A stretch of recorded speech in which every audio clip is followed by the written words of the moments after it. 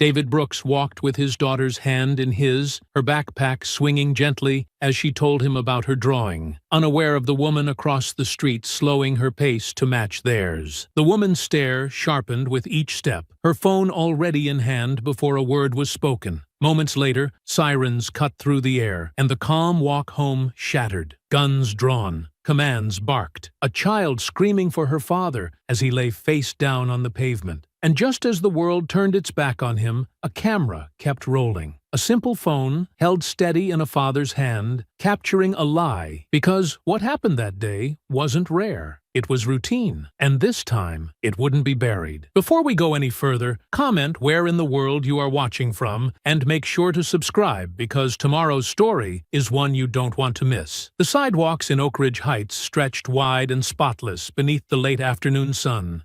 The kind of clean that spoke more to control than care. Each blade of grass was trimmed to identical height, every flower bed tucked neatly behind wrought iron gates and motion sensor sprinklers. It was the kind of neighborhood where silence wasn't peace. It was policing.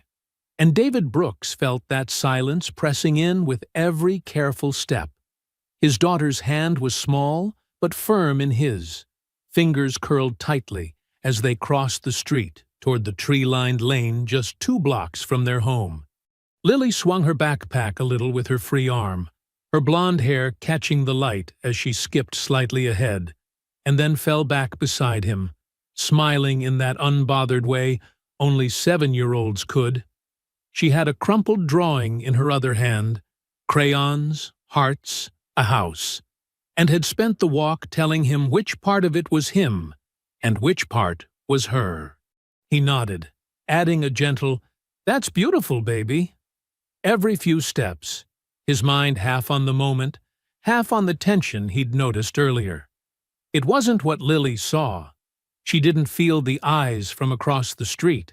She didn't notice the way the woman with the yoga mat had slowed, adjusted her pace, then turned and doubled back again.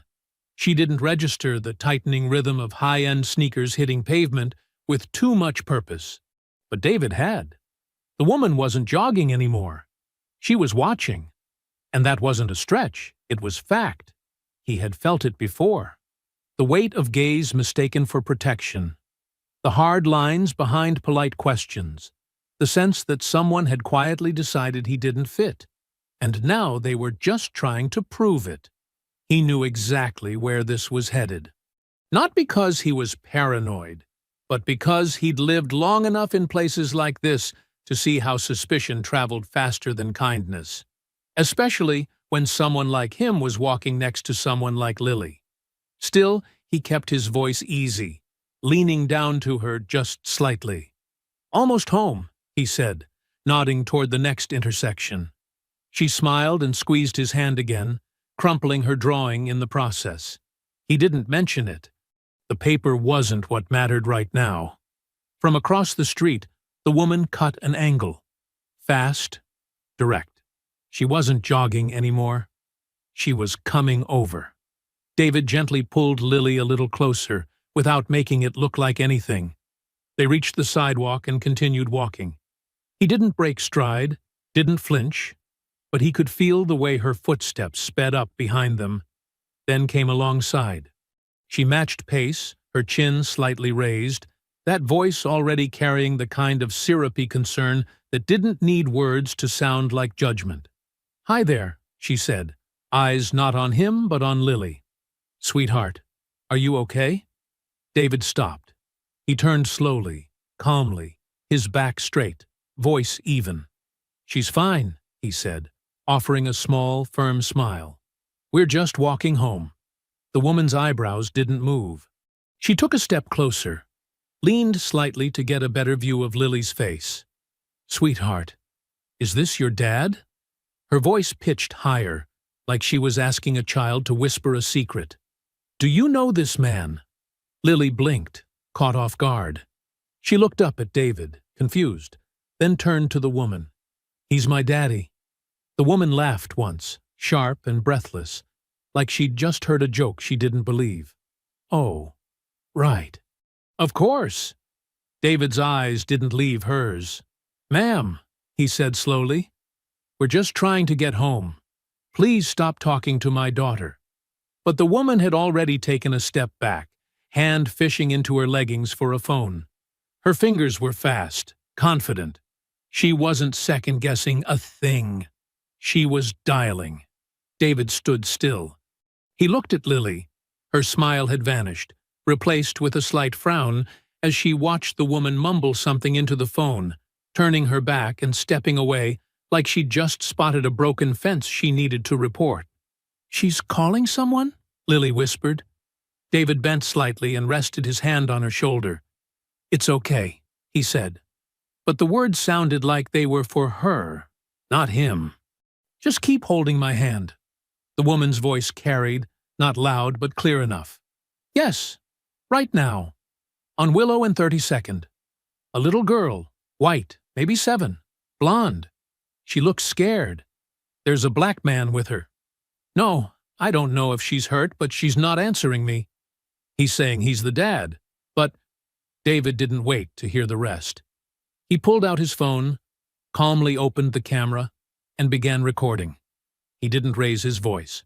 He didn't run. He just stood still, one hand holding Lily's, the other steadying the phone. Across the street, another neighbor peeked through a window.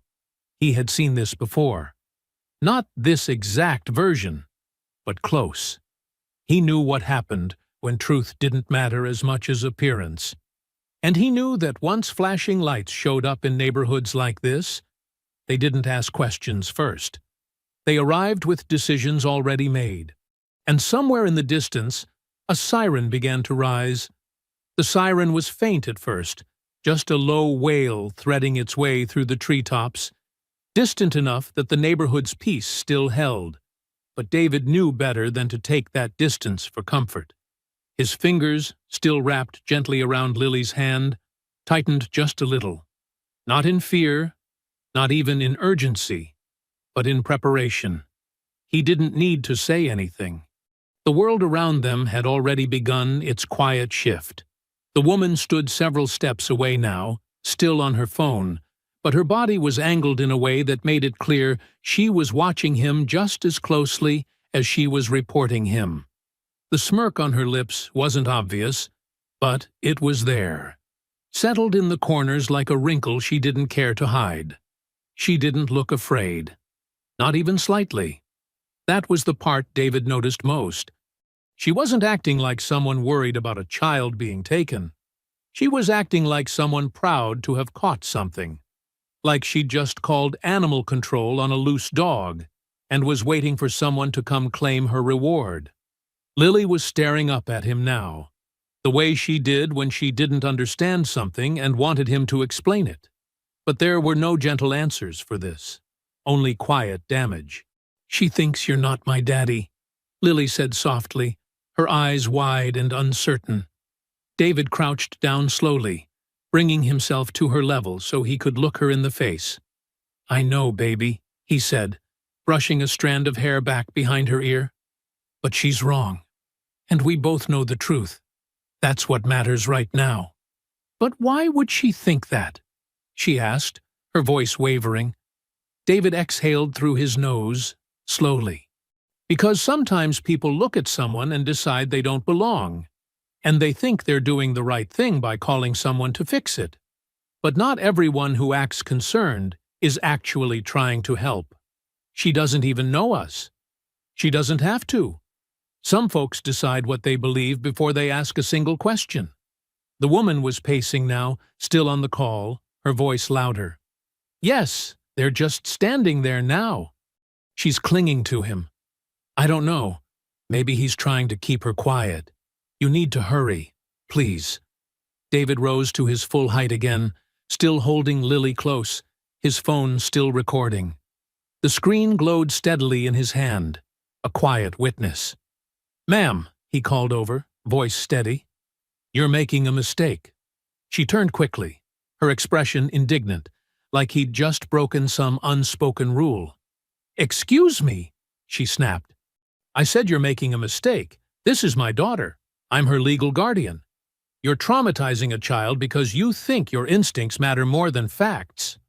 I'm doing what anyone would do, she fired back, stepping toward them again, tone rising. She looks scared. She hasn't said a word to me. She doesn't know you. Why would she talk to a stranger who's shouting questions at her like she's a hostage? You're awfully defensive. I'm protecting my child. That's what fathers do. The woman crossed her arms, eyes darting to his phone. You recording me now? Is that supposed to scare me? It's supposed to protect me. She gave a short laugh, biting and sharp. This neighborhood doesn't play games, sir. We look out for each other. I'm your neighbor, too, David replied, keeping his tone even. Or does that only apply to certain people? Before she could answer, the sound of a vehicle grew louder. Tires crunching over asphalt, the familiar grind of brakes as a patrol car slid up to the curb. David turned his head slowly as two white officers stepped out. Both tall, both broad-shouldered, both with their hands already resting on the grips of their holstered weapons like they were expecting something to go wrong before they even said a word. Lily stiffened immediately. Her grip tightened around David's hand until her knuckles turned pale. "Daddy," she whispered, voice trembling. "I'm right here," he said, eyes on the officers. "Don't let go." The first officer, name tag reading Grayson, stepped forward, hand up, not as a greeting, but a stop sign. "Sir, we received a report about a possible kidnapping. I'm going to need you to step away from the child and put your hands where I can see them." "She's my daughter," David said, his tone still calm but slightly louder now, clearer. "I have custody papers. I have video of this encounter. I am not raising my voice. I am not moving, but I will not leave my daughter's side. Sir, step away from the child. I have done nothing wrong." The second officer, Kemp, circled slightly to the side, hand near his radio, muttering something into it. The woman stood off to the left, arms folded across her chest, nodding at the officers like she was confirming her own story in silence. She didn't speak now. She didn't need to.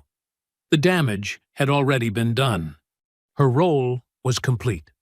Lily pulled on David's hand, panic growing in her voice. "Daddy, please don't let go of me." "I won't," he said. But the officers were already moving in. The air tightened like a noose. The moment hung on a thread, and as one of the officers shouted again for him to get on the ground, David knew the thread was about to snap. Officer Grayson's voice sharpened like the edge of a blade as he took another step forward, posture rigid, hand now fully unholstered and pointing straight at David's chest. "I said, get your hands in the air. Now." David raised both arms slowly, phone still recording, keeping his posture open and his face calm, though every instinct in him screamed to shield Lily, to block her from the chaos that was spilling into their quiet walk home. Her small frame was tucked behind his leg, clutching the fabric of his pants, eyes darting wildly from the officer's gun to the woman still standing a few yards away, arms crossed like she was overseeing a home inspection.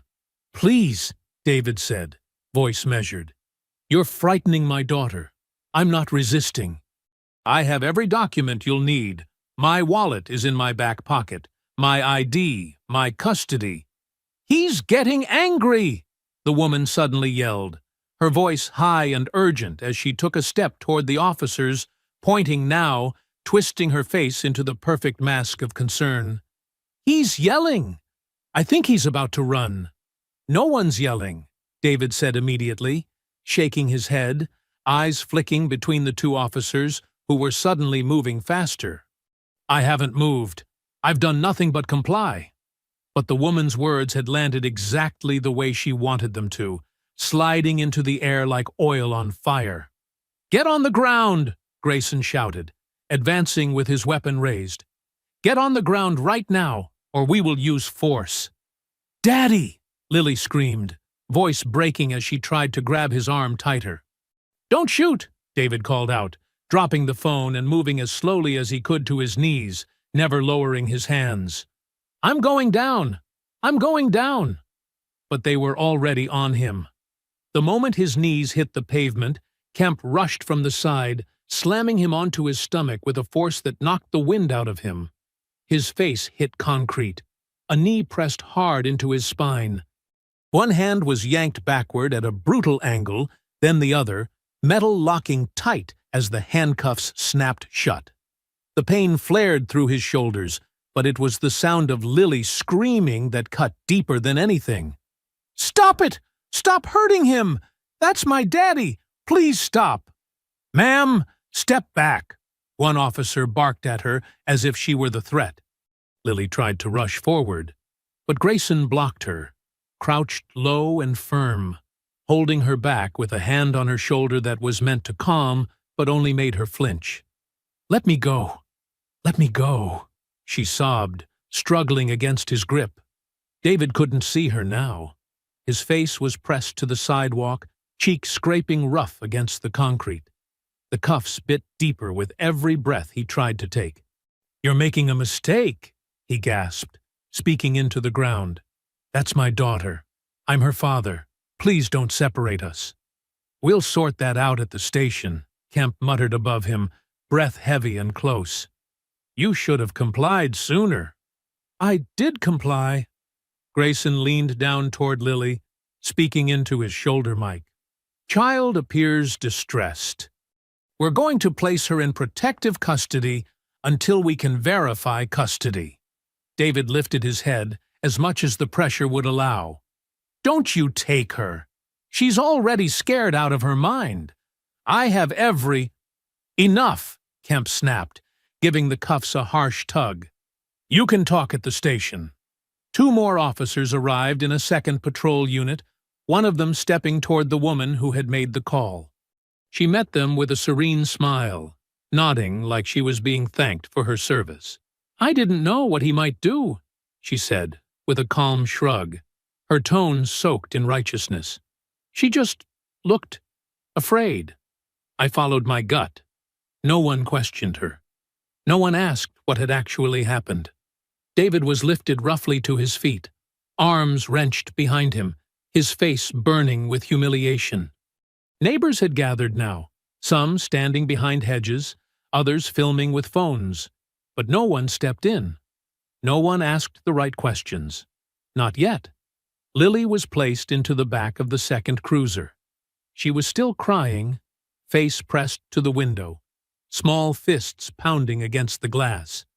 David tried to turn toward her as they shoved him toward the other car. "Lily! I'm okay, baby. I'll come get you. I promise." The door slammed before he could finish. Darkness closed in around him, sirens flaring again as both vehicles pulled away from the curb, one with a father in chains, the other with a daughter still screaming his name. The woman remained standing on the sidewalk, arms crossed again, nodding faintly to herself as if to say, "See?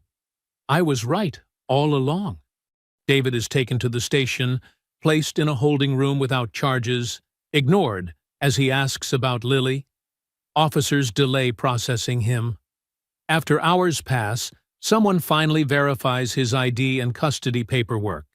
He is released without apology and finds Lily sitting alone in a separate room, shaken and silent. The emotional weight begins to settle in. The holding room was cold in a way that had nothing to do with the temperature. It was the kind of chill that seeped in slowly, curling around the corners of a man's patience and settling just beneath the skin. David sat on the edge of a steel bench bolted to the wall, wrists still raw from the cuffs that had been removed without a word 30 minutes earlier. No one had spoken to him since they walked him through the precinct's side door. No charges read, no questions asked. Just a heavy silence that told him everything he needed to know about how the next few hours would go. He stared at the small black camera in the corner of the room. It blinked red every few seconds, a quiet rhythm that mocked the stillness around him. No clock, no windows, no sounds except the occasional echo of footsteps, or the distant crackle of radio chatter bleeding in from the hallway. He had asked, twice, If someone could tell him where his daughter was. The first officer had grunted and walked off. The second didn't bother to look up from his clipboard. David leaned forward now, elbows on his knees, fingers pressed together tightly as if holding them apart would let something slip through. He had been through worse. He had grown up in foster homes where attention only came when someone needed a scapegoat. He had been stopped before, questioned before, doubted before. But nothing about those experiences had prepared him for the sound of Lily screaming behind glass, while strangers dragged her away from him. The minutes folded into hours. No one brought him paperwork. No one offered water. The officers moved past the small window in the door with casual indifference, like he was a filing error they hadn't gotten around to correcting. He couldn't tell whether it was intentional or just routine. Both possibilities were equally bitter. At one point, he stood and knocked on the door, not with anger, just clarity. The officer who finally entered raised a brow like David had interrupted something sacred. "I'm going to need to speak to someone now," David said quietly. "I have identification. I have custody papers in my wallet. You've had me here for over 2 hours, and I want to know where my daughter is." The officer didn't answer immediately, just looked him over like he was recalculating something. "Name?" "David Brooks.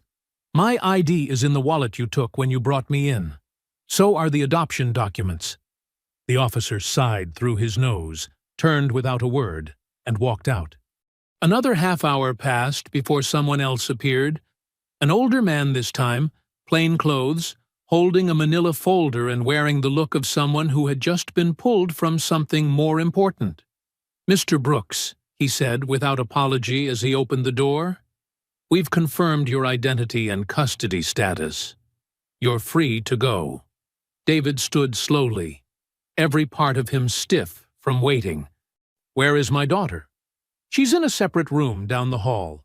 Child Protective Services had her temporarily placed for safety until we could verify everything.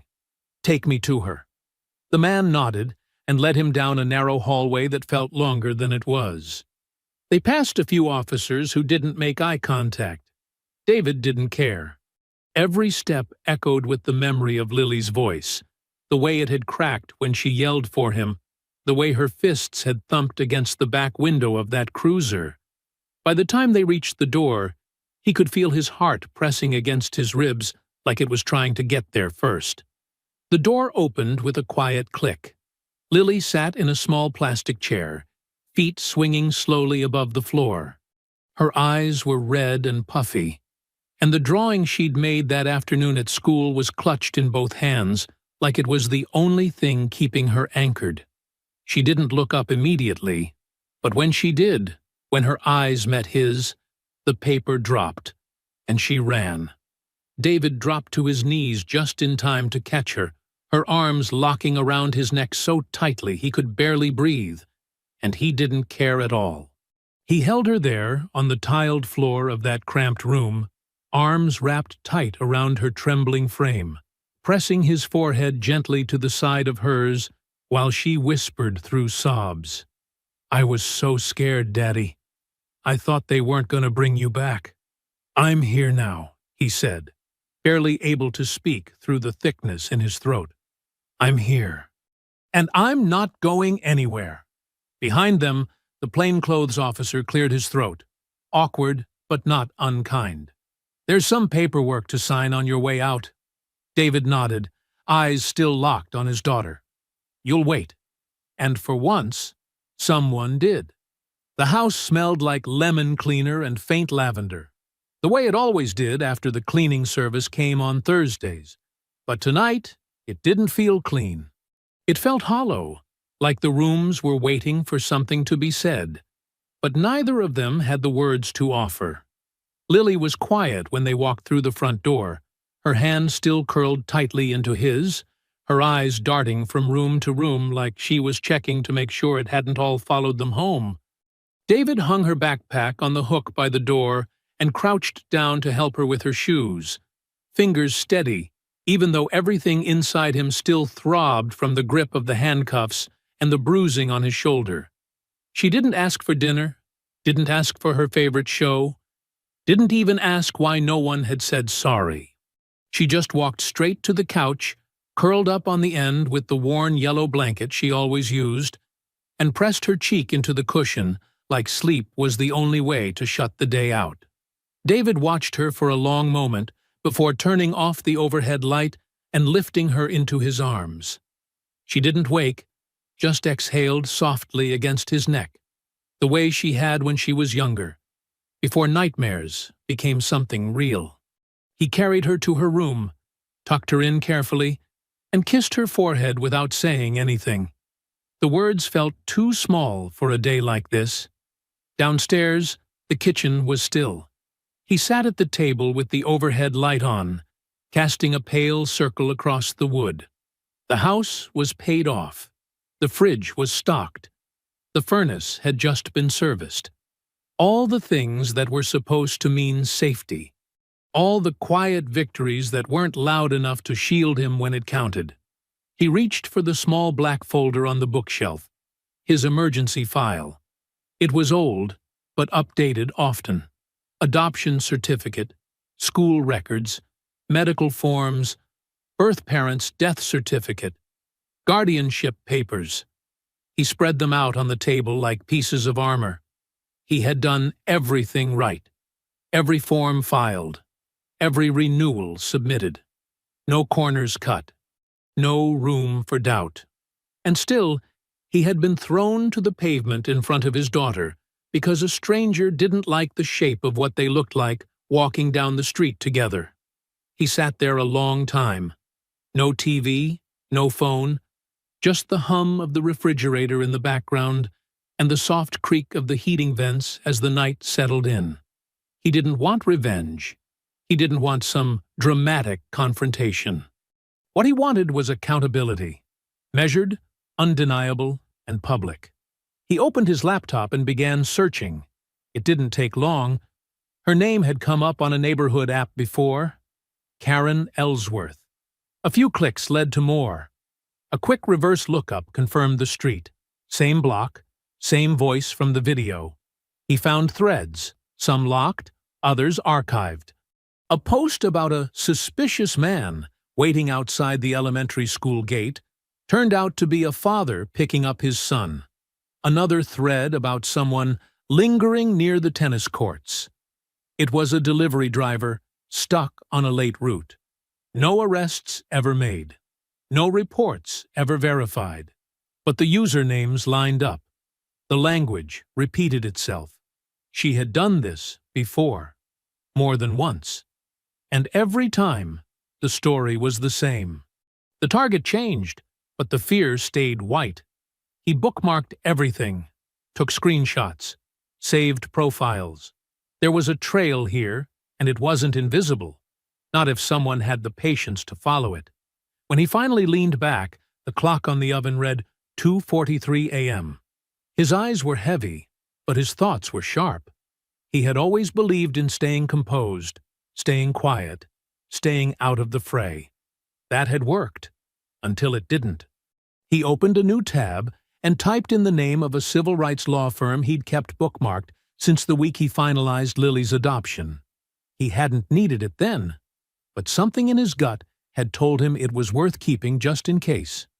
He clicked the contact form. He filled in his name. He kept the message short. Unlawful detainment. Public profiling. Emotional harm to a minor. I have video, documents, and witnesses. My daughter is 7. She saw everything. I'm ready to talk. He hit send. Closed the laptop. Stacked the papers back into the folder, hands moving slowly, deliberately, like every page he slid back into place was one step closer to making sure this never happened again. Upstairs, Lily shifted in her sleep. David stood from the table, reached over to turn off the light, and walked toward the staircase, each step steady, each breath measured, the kind of quiet resolve that didn't need anyone's permission to be powerful. The conference room was tucked inside a modest brick building near the heart of the city, a converted two-story house turned legal office, where the hardwood floors still creaked beneath careful footsteps, and the windows let in more sunlight than most lawyers preferred. Monica Herrera didn't keep a nameplate on her door, and she didn't need to. Her reputation traveled faster than introductions. She greeted David with a short nod, no handshake, just a gesture to the chair across from her desk, and a quiet, "Let's talk." She listened without interrupting, as David walked her through everything: the walk home, the woman's questions, the call, the guns, the handcuffs, the hours in that holding room, and the look on Lily's face when they finally opened that door. He spoke steadily, never raising his voice, never losing control. But by the time he was done, the weight of the story sat heavy between them. Monica didn't lean back or tilt her head the way some attorneys did when they were trying to look thoughtful. She leaned in, hands folded, eyes steady. When he finished, she didn't offer sympathy. She offered clarity. "She's done this before?" David opened the file he'd printed the night before, sliding it across the desk with careful precision. Screenshots, forum threads, copies of 2 archived neighborhood posts and comments she had made under her real name. One about a black teenager lurking near a dog park who turned out to be walking his own pet. Another about a suspicious man waiting in his car across from the school who turned out to be a father waiting for his daughter. "I double-checked usernames, dates, cross-referenced some LinkedIn data, and email accounts," he said, tapping one page gently. "It's her. She's been making these accusations for at least 3 years. No arrests, no follow-through. Just pattern and paranoia." Monica flipped through the pages slowly, reading as she went. "And the police report from your detainment? They didn't give me one. I requested it through a records request portal yesterday morning. It's still pending." She nodded. "We'll request it formally through my office. And once we get it, we compare the language used in their report to the footage you recorded before the arrest. If there's a discrepancy, especially about whether she claimed you were aggressive, we include that under false reporting." David nodded once, slowly. "I want this to be bigger than just me." Monica raised her eyebrows. "You're thinking class action? Only if we find others who've been harmed by her reports. Or anyone else who's been wrongfully detained because someone felt something instead of knowing anything." "Good," she said, her voice like a blade being set gently on the table. "Then we'll need more than screenshots." David already had a list, 3 names pulled from neighborhood message boards, one of whom had commented on a post with, "This sounds just like what happened to me last year." The man, a substitute teacher named Harold Bell, agreed to meet the following afternoon. The others hadn't replied yet, but David knew how to follow a thread once he found one. "We'll handle her civilly," Monica continued. "Defamation, emotional distress, intentional infliction of harm.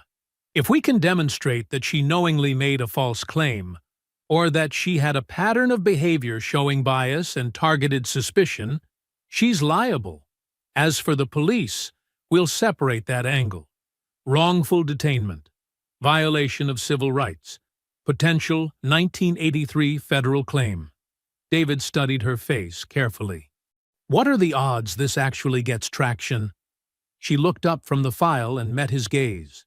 "You're calm, credible, documented, and you didn't raise your voice once while telling me about being thrown to the ground in front of your child. That speaks louder than outrage ever could. And if we get even one more story that matches yours, that's a pattern. That's the foundation of something a jury can see clearly. People don't like being told about racism, but they'll see a little girl screaming for her father while 2 officers drag him away, and they won't need to be told anything." David exhaled slowly. "That's what I'm counting on." Monica stood and extended a card. "My assistant will reach out tonight. We'll start formal intake. and I'll assign one of our researchers to pull her employment history, any HOA complaints, and see if there are other records we can subpoena." He took the card without a word. There was nothing left to say. The work had already started. As he stepped out of the office into the late morning sun, he paused on the sidewalk and looked back at the small building behind him. It wasn't grand. It wasn't loud. But it was exactly the kind of place where something real began. He didn't need revenge. He needed truth.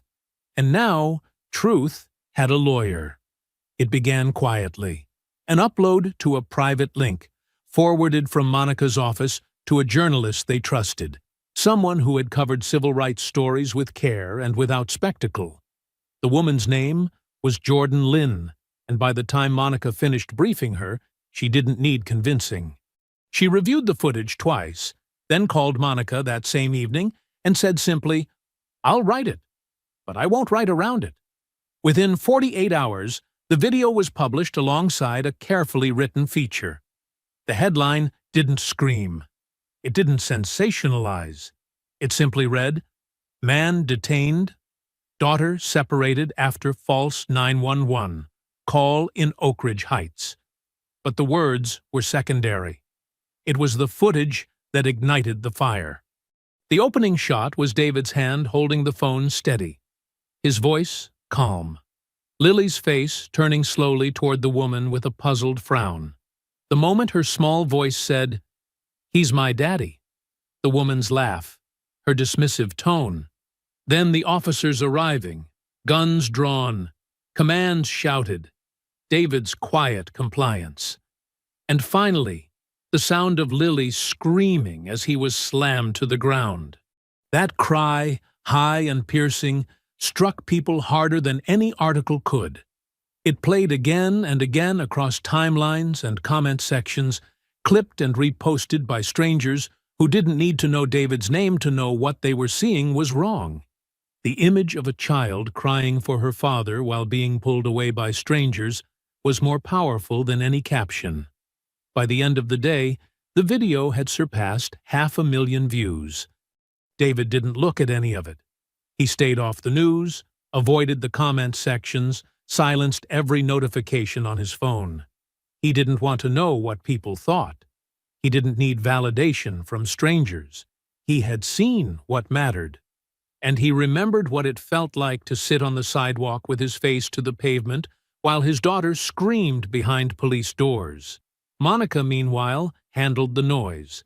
She spoke with journalists, filtered interviews, coordinated outreach. Her voice remained calm, but her inbox flooded with messages, some from reporters, some from viewers sharing their own stories, and a few from people who had crossed paths with Karen Ellsworth long before this case made her name public. She used to work at a private school, one woman wrote. She flagged a black parent during pickup once because she didn't recognize him. The school brushed it off.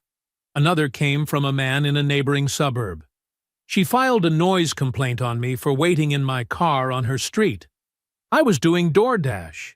She told the dispatcher I was surveying the neighborhood. They made me get out of the car at gunpoint. Monica added each one to the growing case file. With each new report, the shape of the narrative changed. It was no longer just about David and Lily. It was about a pattern, about unchecked entitlement dressed as concern, about how certain people learned to weaponize fear under the illusion of safety.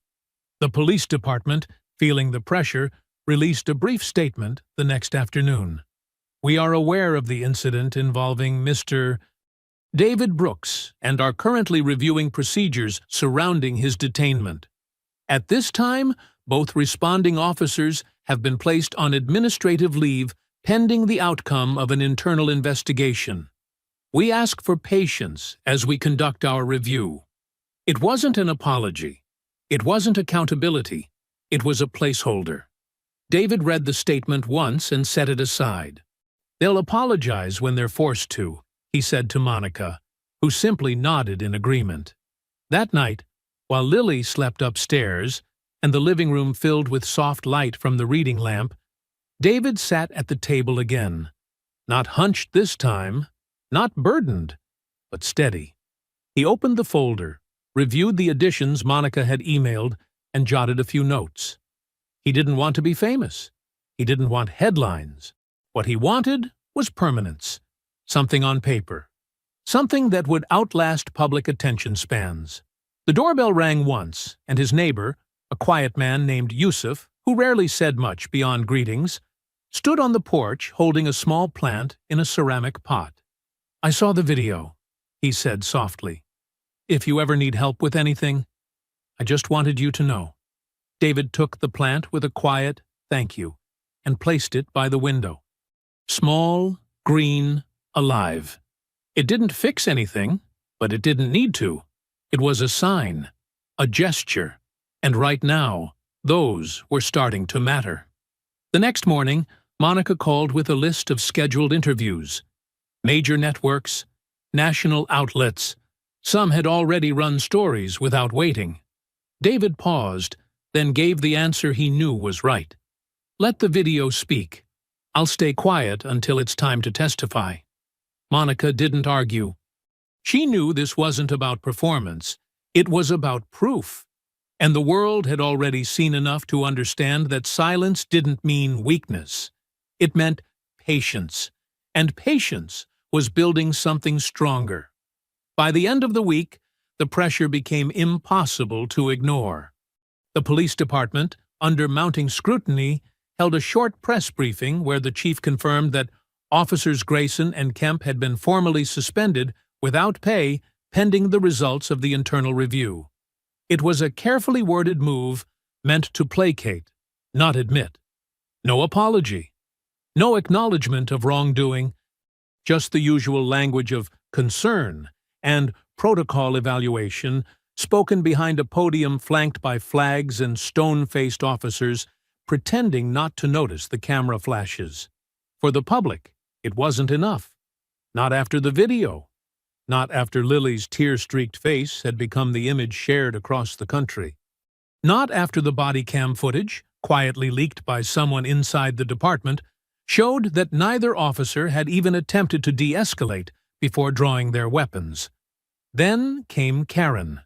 Her name had been circulating online for days. Speculated, hinted at, finally confirmed when local records and past neighborhood app comments were matched against the voice in the video. Within hours, her identity was public. So was her face. News vans began parking outside her gated home. Her employer, a consulting firm specializing in crisis management, issued a single-sentence statement.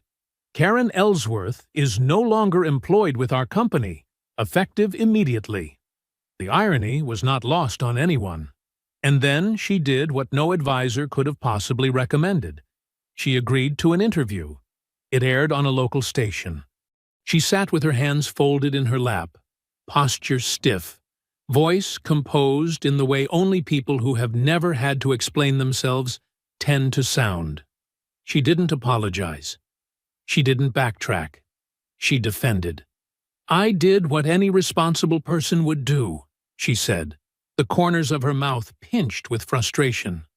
"I saw a child who looked distressed, and I acted. I'd rather be wrong and make a call than be right and do nothing." The anchor pressed gently, asking if she had any regrets about how it unfolded, about the trauma inflicted, about the fact that David was Lily's father, about the pattern of previous accusations now coming to light. "I'm not a racist," Karen said firmly. "I care about safety. That's all this was. People are trying to paint me as some kind of monster because I trusted my instincts." The backlash was immediate. Clips of the interview flooded social media, edited down to the sound bites that hit hardest. "I'm not a racist," and "trusted my instincts." Late-night hosts mocked her. Civil rights groups condemned her words. And slowly, more stories began to surface. Neighbors who had once stayed silent, now speaking up. Parents who had been watched too closely at the school gate. Delivery drivers who had been followed down the street. Even a real estate agent who said she was forced to cut a showing short when Karen called security claiming someone was casing the property. Monica gathered each story and added it to the case file, building the framework of a pattern that could no longer be denied. The picture that emerged wasn't of a single bad judgment. It was a routine, a practiced performance of suspicion dressed up as community concern. David watched it unfold from a distance. He still hadn't spoken publicly.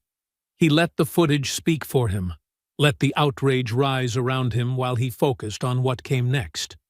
Each development felt important, but none of it changed what he had already decided in the quiet of his kitchen that first night. Justice didn't come through noise. It came through evidence, and it stuck when it arrived with proof. Lily asked him one night why people were saying the woman was in trouble now. He thought for a long moment before answering. Because sometimes people do things over and over again that hurt others, and they think no one's going to stop them. But eventually, enough people speak up, and that's when it changes. She nodded, then climbed into his lap and held onto his arm. "Are we going to be okay?" David kissed the top of her head, letting his answer settle in before he gave it. "Yes, we already are." Outside, the city kept moving. Headlines changed. Stories shifted. But for once, the center of the storm was holding its shape. And the people who had watched from a distance, who had stayed quiet when it was easy, were now beginning to understand that silence wasn't protection anymore. It was complicity, and the cost of that was rising. The courtroom wasn't grand or dramatic. No sweeping architecture, no gallery of gasps, just beige walls, worn benches, and the low murmur of shuffled papers and rustling suits. But David felt the weight of it the moment he stepped inside. The air thicker, slower, like the building itself knew what it carried. He sat with Monica at his side, flanked by assistants who spoke in low voices and moved with practiced efficiency. The legal team had prepared him thoroughly, but the nerves weren't about facts or cross-examination. They were about Lily, about what she had seen, about how it might feel to speak it aloud under oath. Across the aisle, Karen sat with her own attorneys, two men in tailored suits who whispered to her often, reminding her to keep her expression neutral, her posture straight. But even from a distance, it was easy to see that neutrality wasn't her strength. She shifted often, glanced toward the gallery, smoothed her blouse, and fidgeted with her bracelet. She looked like someone clinging to an image that had already slipped. The proceedings began with opening statements. Monica's was deliberate, composed, and grounded in facts. She didn't dramatize. She didn't raise her voice. She spoke of fear, humiliation, and the deep damage inflicted not by one mistake, but by a pattern of behavior rooted in assumption and unchecked power. She let the timeline unfold on its own, supported by documentation, video, and testimony. Karen's lawyers tried to reframe the incident as misguided but well-intentioned, painting their client as a concerned citizen who responded to what she believed was a child in danger. They warned against turning a misunderstanding into a movement, cautioning the jury not to punish someone for acting from the heart. But when the evidence began to speak, the heart had little left to hide behind. David took the stand with the same quiet dignity he had shown since the beginning. He didn't embellish. He didn't flinch. He described every detail as it had happened. How Lily's hand felt in his, how the woman approached, how her voice sounded when she laughed at the word daddy, how the sirens grew louder, how the pavement felt when his cheek hit it. He told them what it was like to hear his daughter scream while he lay face down, unable to hold her. Monica asked only what was necessary. The video played. The courtroom was silent. The judge approved a closed session for Lily's testimony. She was accompanied by a court-appointed advocate and a child psychologist, and though her voice trembled at first, she answered clearly. Yes, the woman had scared her. Yes, she had said, "He's my daddy." Yes, she had seen the guns. Yes, she had cried. Yes, she had thought they were taking her away forever. Karen didn't meet Lily's eyes when the transcript was read aloud in the courtroom. When it was her turn to testify, Karen took the stand with a carefully prepared expression, a mixture of regret and self-justification. She insisted that her concern was genuine, that she had simply seen something that didn't look right. She referenced her own children, her community volunteer work, her long history of civic engagement. She called it a tragic misunderstanding. But Monica's cross-examination was measured and exacting. "You made a call based solely on the way the man looked?" "No," Karen said quickly. "It was the child's expression." She seemed nervous. "Do you remember what the child said to you?" Karen hesitated. She said he was her dad. "And then you laughed." Karen's jaw tightened. "I didn't mean it that way. You made previous reports about other people of color in your neighborhood, correct?" "I acted on concern." "Were any of those reports ever substantiated?" Karen paused. "Ms. Ellsworth, yes or no?" "No." "Did you ever apologize to any of them?" Silence. The jury didn't react outwardly. No gasps, no notes passed. But their stillness said everything. They were listening. Monica's closing statement was simple. She didn't appeal to outrage. She returned to the facts, the chain of decisions, the harm caused, the evidence gathered. She spoke of the right to walk with your child without fear. She spoke of the cost of suspicion when wielded carelessly. And when she finished, she stepped back without flourish. David watched the jury as they filed out. He didn't wonder what they would decide. He already knew what the truth had shown. For the first time since that day on the sidewalk, he felt something begin to loosen in his chest. It wasn't over, but it was close. The jury returned just before noon on the third day of deliberation, filing back into the courtroom with quiet expressions and locked eyes. No one looked at Karen. A few glanced at David, but not with sympathy, more like recognition. A silent acknowledgement of something they could no longer deny. David sat upright beside Monica as the court clerk read the verdict aloud.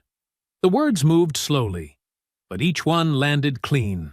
"We, the jury, find in favor of the plaintiff, David Brooks, on all counts. We award compensatory damages in the amount of—" He heard the number. He knew it was high, higher than anyone had predicted. But he didn't feel triumph. He didn't blink. He just exhaled once, quietly, his gaze fixed on the edge of the table as if grounding himself there. Karen didn't speak. Her attorneys showed no reaction. But behind them, in the gallery, there was a murmur, a mix of relief, quiet clapping, and one audible breath from someone who had likely been holding it the entire trial. The judge called for order, then addressed the court directly. "In addition to the civil judgment," she said, voice steady, "this court will refer the matter of the false report for criminal investigation by the district attorney's office in accordance with state statute." David looked up then, not at the judge, but at Karen. Her face was pale now, her posture rigid, hands clutched so tightly in her lap that the skin around her knuckles had gone white. There were no words for her. None needed. Everything that needed to be said had already been placed into evidence. The courtroom emptied slowly. Monica gathered the paperwork, her expression unreadable as always, but there was something in the way she moved, less guarded, more settled. She turned to David once the room was nearly empty. "You were right to stay silent," she said quietly. "The video did the talking. The facts held. That's rare." David nodded. "It's not about the money." "I know." They walked together to the steps outside the courthouse, where a small group of reporters waited with microphones and cameras, their questions already rising as soon as the doors opened. Monica stepped forward, delivered a firm statement on behalf of her client, and then guided him away without inviting a single follow-up. It wasn't a moment for sound bites. It wasn't theater. Later that evening, news of the verdict swept through every major outlet. Headlines framed it as a landmark decision, a case of racial profiling resulting in a definitive civil penalty, a rare legal consequence for a false accusation made in public. Analysts called it precedent. Activists called it overdue. David didn't watch the coverage. He spent the evening with Lily instead, sitting cross-legged on the living room floor with art supplies scattered around them. She was making a new drawing, one of their house, with wide windows and bright yellow curtains. She'd labeled the stick figures carefully this time. Daddy, me, safe. He kept his phone face down on the kitchen counter. Monica had sent him a brief update by text. Internal review complete. Both officers terminated. Final statement from department will be issued tomorrow. That was enough for now. The next morning, the department issued a press release that sounded more sincere than their earlier efforts. It acknowledged procedural failures, poor judgment, and a breakdown in communication that should never have placed an unarmed father and his daughter in danger. The chief admitted that the department's policies on community reporting and bias training were being urgently revised. It wasn't perfect, but it was public, and it was permanent. David sat in his office at home, the door slightly open so he could still hear Lily humming in the next room. He reviewed the signed court documents one more time, then opened a new file on his computer and typed the title at the top, Brooks Legal Aid Initiative, Mission Statement, Draft. He didn't know all the logistics yet, but he knew what it would be for. Families like his. People who didn't record their arrests. Parents who didn't have a lawyer waiting. Kids whose cries never made it to the public. He leaned back in his chair, letting the weight of the past few weeks settle. Not as a burden, but as foundation. This wasn't about punishment anymore. It was about permanence, something lasting, something better than silence. And for the first time since that day on the sidewalk, he felt like they weren't just surviving. They were shaping something new. The community center wasn't large or polished. The floors creaked, the chairs didn't match, and the walls bore the faint scuffs of a building that had served more than its share of youth programs and voter registration drives. But today, it felt full of people, of purpose, of something that didn't need gloss to feel real. David stood near the front, dressed simply in a gray blazer and open-collar shirt, hands resting at his sides as guests filtered in. Some he knew, neighbors, old friends, former co-workers. Others he didn't recognize but had seen the video, read the articles, followed the case. Families who'd come quietly, not to congratulate, but to connect. A few brought children. More than a few brought stories. The Brooks Legal Aid Initiative was printed in soft blue letters across a folding banner that hung behind the small stage. Below it sat a table with brochures, donation forms, and a list of partner attorneys already committed to volunteering time. Monica stood off to one side, clipboard in hand, speaking with two young organizers who had come from a nearby law school to offer support. She moved with calm certainty, avoiding attention while ensuring everything stayed on course. At David's side, Lily clutched a clipboard of her own, far more colorful, covered in stickers and slightly bent from the weight of enthusiasm.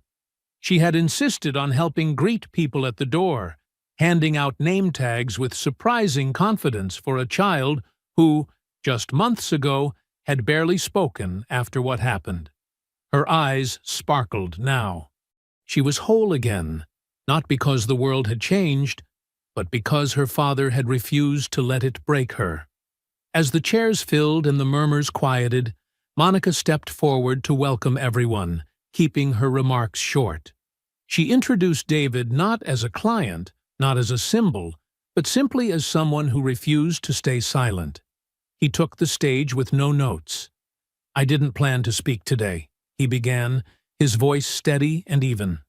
"Because I always believed the point of all this wasn't about me. It was about what happened, and what we do next."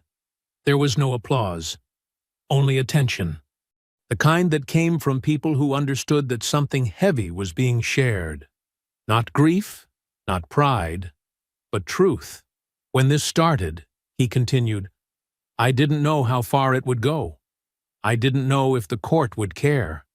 I didn't know if people would believe what we lived through, but I did know that I couldn't let it slide. Because if I did, then Lily would learn that silence is the safest choice. And I couldn't let that be the lesson." He paused then, eyes landing on her in the front row, where she sat beside a woman who had come forward during the trial. Another parent who had once been accused of something untrue for no reason other than how she looked. "So now," he said, "we're doing more than just remembering what happened. We're building something for the people it keeps happening to. We're making sure they don't have to walk into courtrooms alone. We're making sure their stories don't get dismissed because they don't have the right words or the right contacts or the right kind of outrage. This fund, this initiative, isn't charity. It's protection. The kind people deserve before something goes wrong." He stepped back, didn't wait for applause, just nodded once and left the stage the same way he had entered. Quietly, grounded. People approached him afterward. Some shared stories. Others simply shook his hand or placed a name on the mailing list. One woman hugged him without warning and whispered, "My brother was arrested last year for asking directions. This matters more than you know." As the crowd thinned and volunteers began stacking chairs, David helped fold the banner with Lily by his side. She was still chattering about how many stickers were left on the sheet and whether they could make new ones for the next event. "We should make shirts," she said, looking up at him, "with the logo, and maybe a superhero version of you." He smiled gently, crouching beside her. "We don't need superheroes," he said. "We just need people to pay attention and speak up when it counts." She nodded seriously, then slipped her hand into his. They walked out into the early evening together, the last ones to leave, the sun casting long shadows across the sidewalk in front of the building. It didn't feel like a finish line. It felt like the first steady step in something larger. And this time, no one questioned who they were. The courthouse looked different now. Not in its structure. Same glass doors, same tired security guard at the entrance, same beige corridors stretching too long in either direction, but in the way people looked at it. It no longer stood as a place where silence swallowed everything. It had become something else. A marker. A symbol of what happened when someone refused to lower their eyes. Karen Ellsworth stepped through those doors with her head slightly bowed, flanked by two attorneys who moved briskly but not confidently. The cameras outside clicked rapidly as reporters called out questions, none of which she answered. Her usual tight smile was gone. Her hair was pulled back too neatly, as if trying to mimic control, but her hands trembled just enough for the nearby lens to catch it. She didn't speak during her arraignment. Her attorney entered the plea, not guilty, on her behalf, but the courtroom didn't hold its breath. This wasn't a trial for headlines anymore. It was the slow part of justice, the quiet part, where consequences didn't arrive with outrage, but with documentation and time. The judge set a date. She was released without bond, and she walked out not like someone escaping judgment, but someone stepping into it.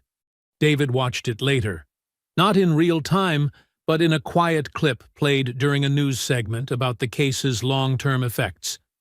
He sat at the dining table with Lily beside him, half-focused on a coloring book, the TV low in the background. "They showed her again," Lily said without looking up. "I know," he replied, keeping his tone neutral. "That part's not over yet. She didn't look the same." David nodded, watching her carefully shade in the window of a house with blue crayon. "People usually don't." Once they realize what they've done can't be undone. The media had shifted their tone in recent weeks. Where once the story had centered around the confrontation, now it focused on the movement it had sparked. Profiles of the Brooks Legal Aid Initiative had been featured in statewide papers, and a short documentary was in production. Local officials had begun reviewing the department's response protocols to civilian calls, with one policy advisor citing David's case by name. The two officers, Grayson and Kemp, were officially dismissed. Internal records flagged them as permanently disqualified for reinstatement, and their personnel files were released under pressure from advocacy groups. The footage, once leaked, had become part of department-wide retraining modules, a result no one had expected, but everyone had pushed for. David never made a show of it. He didn't grant interviews. He declined podcast requests, politely turned down invitations to panel discussions. But when the local university's law school invited him to speak at a student-led forum on civil rights and everyday legal response, he said yes. Not for attention, for clarity. The auditorium wasn't full, but it was engaged.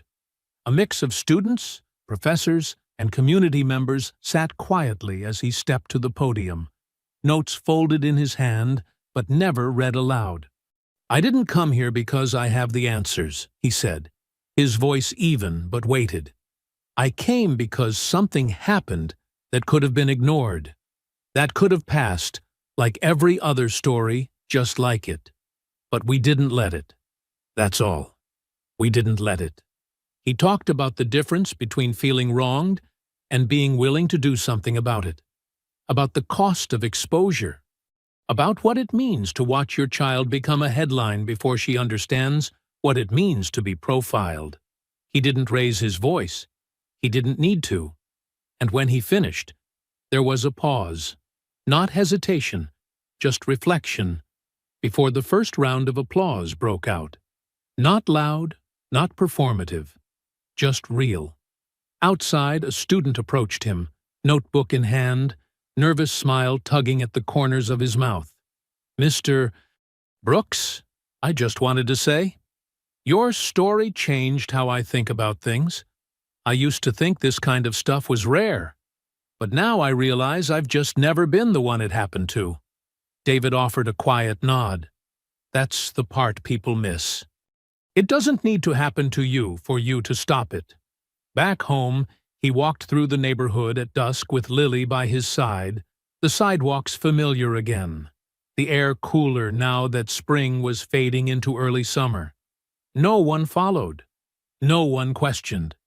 One man across the street even offered a small nod. Brief, maybe unsure, but it was something. Lily skipped ahead a few steps, arms swinging, then turned back. "You think that woman's gonna go to jail?" David considered his answer, careful to keep it honest without weighing her down. "I think she's going to have to live with what she did, and I think the world won't forget it this time." Lily thought for a moment, then nodded. "Good." They reached their gate just as the porch light flicked on, soft and warm against the settling dark.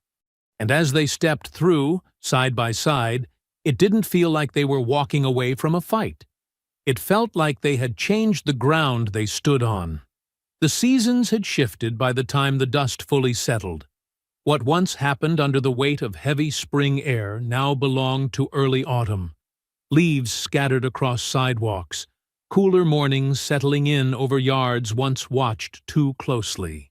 Time had passed, but it hadn't erased anything. It had simply reshaped it. David sat on the back porch one Saturday morning, warm coffee in hand, watching Lily in the backyard tracing chalk lines along the edge of the patio stones. She was focused, tongue pressed to the corner of her mouth, hair pulled back into a low ponytail that bounced gently every time she reached forward with a new color. She had grown taller over the summer. Stronger, too, not just physically, but in the way she moved through the world. There was a new kind of certainty in her, the quiet kind that came not from being told she was safe, but from seeing that safety fought for and won. The house was quieter these days, not because it was empty, but because the tension that had once hung in the corners had lifted. David still kept the documents, the court rulings, the settlement paperwork, the letters from supporters, and even a few apologies, filed neatly in a locked drawer. He didn't revisit them often, but he hadn't forgotten a word. Karen's criminal case was still moving, but slowly. She had been charged with knowingly filing a false report and was now the subject of several civil countersuits from others who had come forward in the wake of the trial. Her name no longer appeared on neighborhood newsletters or community panels. The consulting firm that once employed her had quietly removed every trace of her involvement from their website. She had become a warning, not through public shaming, but through documented accountability.